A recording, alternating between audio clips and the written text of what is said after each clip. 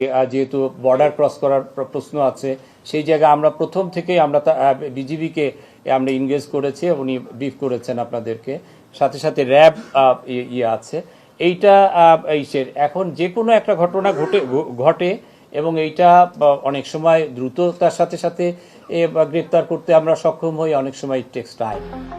গত 12 ডিসেম্বর ইনকিলাব মঞ্চের মুখপাত্র শরীফ ওসমান হাদির উপর গুলি চালানোর মূল অভিযুক্ত ফয়সাল ইসলামের ভারতে পালিয়ে যাওয়ার ঘটনা প্রচার কৌশল হতে পারে। এখনও সর্বশেষ অবস্থান নিশ্চিত নয়, তবে ভিন্নভাবে গোয়েন্দারা এ বিষয়ে কাজ করে যাচ্ছেন বলে জানিয়েছেন অতিরিক্ত আইজিপি খন্দকার রফিকুল ইসলাম। আজ 21শে ডিসেম্বর রবিবার স্বরাষ্ট্র মন্ত্রণালয়ের জরুরি সংবাদ সম্মেলনে একথা জানান তিনি। শেষ অবস্থানটা সুনির্দিষ্টভাবে আমাদের কাছে এভাবে তথ্য নাই। আমরা নানাভাবে আমাদের তদন্তকারী অফিসাররা, আমাদের গোয়েন্দারা চেষ্টা করে যাচ্ছে। আর যেটা আপনি বলেছেন যে উনি সে আসামি বর্ডার পার হয়ে চলে গেছে কিনা, এই বিষয়টা আমাদের কাছে সুনির্দিষ্ট তথ্য। আমরা এখনো কনফার্ম হতে পারিনি যে সে হয়ে চলে গেছে। এটা একটা হতে পারে, এটা একটা অনেক সময় অপরাধীরা নানা ধরনের তথ্য দিয়ে, বিভ্রান্তিকর তথ্য দিয়ে নিজেদের অবস্থানটা গোপন করারও প্রয়াস চালাতে পারে, সেরকম একটা প্রচেষ্টা হতে পারে। আমরা দেশের ভিতরে বা কোথায় সে আছে আমরা তার অনুসন্ধান তদন্ত আমরা চালিয়ে যাচ্ছি এবং যে কোনো দেশের ভিতরে কোথাও আছে কি না থাকলে আমরা তাকে গ্রেপ্তারের চেষ্টা আমাদের চলমান। স্যার যেটা বললেন এটি আমি রিপিট করতেছি, এরকম কোনো সুনির্দিষ্ট তথ্য নাই। আপনারা যেরকম মিডিয়া এবং বিভিন্ন সোর্স থেকে জানতেছেন, এরকম আমাদের কাছে অনেক রকম তথ্য আসছে। তদন্তের সাথে আমরা সবগুলো তথ্যই যাচাই বাছাই করতেছি। পররাষ্ট্র উপদেষ্টা কিভাবে বললেন এটা স্যারের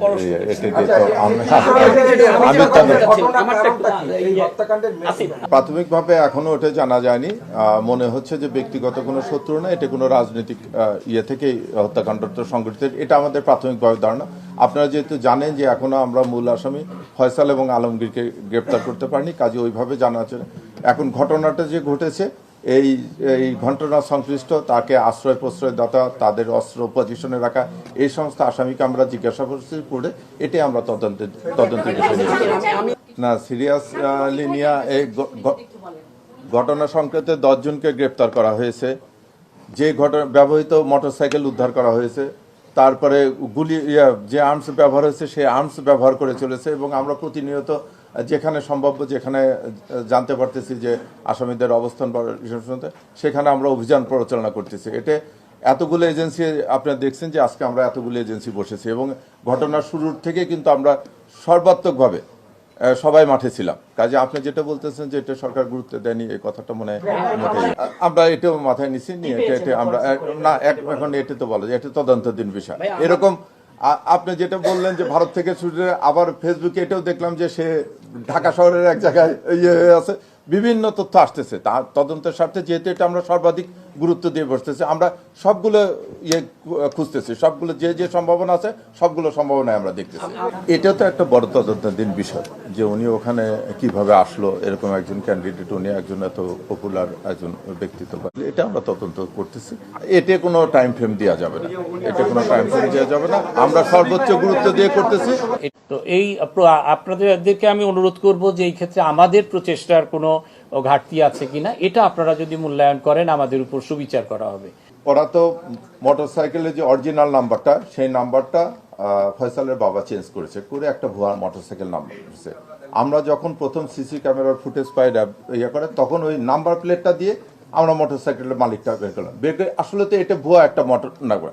ওই নাম্বার প্লেটটা দেখা যাচ্ছে যে ভদ্রলোকে, সেই ভদ্রলোক মোটরসাইকেল কিনে 8 মাস আগে বিক্রি করে দিয়েছে।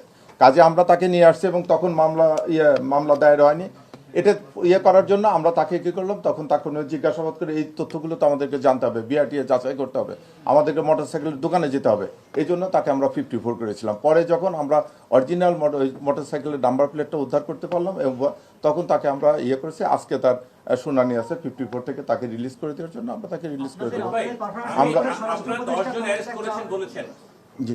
আমরা কি বিজেপি র‍্যাব সহ টোটাল টোটাল 10 জন, এই মামলা সংক্রান্ত টোটাল 10 যে জন। অস্ত্রগুলো উদ্ধার হয়েছে জি। এগুলো কি আপনার ব্যালিস্টিক টেস্টে কি এ- প্রমাণিত হয়েছে যে ওইটাই ব্যবহৃত হয়েছে? না, এটা তো পরীক্ষা করতে দিতে হবে। আমরা ঘটনাস্থল থেকে যে বুলেট পাওয়া গেছে এবং বুলেটের ইয়ে করেছে সেগুলো নিয়েছি। অস্ত্র এখন নিয়ে আসতেছি। অস্ত্র তো জানেন যে অস্ত্র মামলাটা হয়েছে নরসিংদীতে, ওখান থেকে আমরা কোর্টের প্রেয়ার দিয়ে নিয়ে আসতেছি, নিয়ে এসে আবার কোর্টের প্রেয়ার দিয়ে তারপরে এটা ব্যালিস্টিকের জন্য পাঠাতে হবে।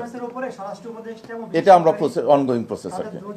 জনদাবি বা পাবলিকের যে রিসেন্টমেন্ট, সেটাকে তো সর্বাধিক গুরুত্ব দিয়ে থাকি। এই ক্ষেত্রে আমাদের করণীয় কি আছে? আমরা আমাদের সর্বোচ্চটাই ঢেলে দিতে পারি, এটা আমরা অব্যাহত রেখেছি। এটা এইটুকু আপনাদেরকে অ্যাসিওর করতে পারি। BD breaking news.